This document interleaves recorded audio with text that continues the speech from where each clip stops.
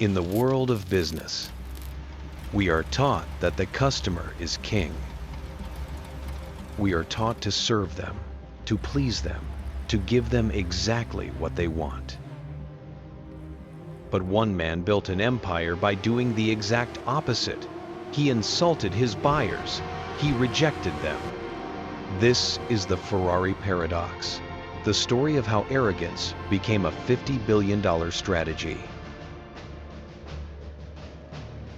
Enzo Ferrari was never a CEO.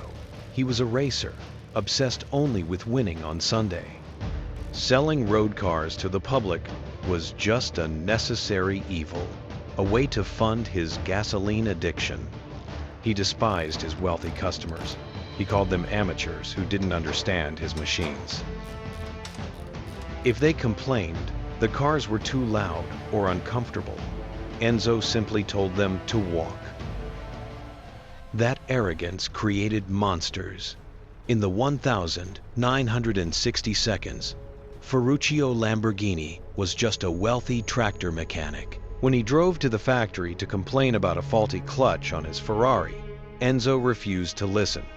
He told him, "Stick to farming." Insulted, Ferruccio went home and built his own supercar just to spite him. Enzo had literally created his greatest competitor out of pure ego. By the mid-60 seconds, he nearly sold the company to the Americans at Ford. The deal was almost done. But when they demanded control of his racing budget, Enzo exploded. He insulted Henry Ford II and walked away. He chose independence over a fortune, sparking one of the most bitter corporate wars in history. It wasn't business anymore. It was a grudge match, played out at 200 miles an hour.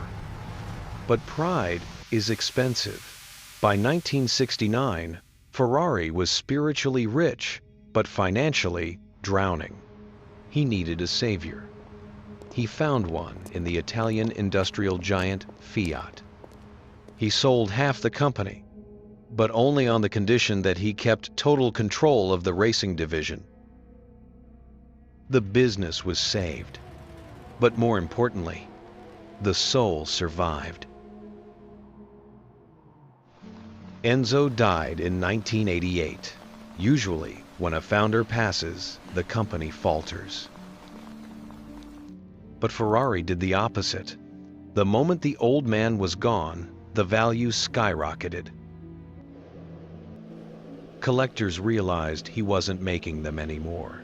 It was no longer just metal. It had become finite history, and history is expensive. Modern Ferrari turned Enzo's stubbornness into a cold, hard financial strategy. Weaponized scarcity. The rule is simple. Always build one less car than the market demands. You cannot just buy their best models. You must earn the right to be invited. If you sell the car too quickly for a profit, you are banned for life. They don't sell vehicles, they select members. When they went public in 2015, Wall Street finally understood the paradox.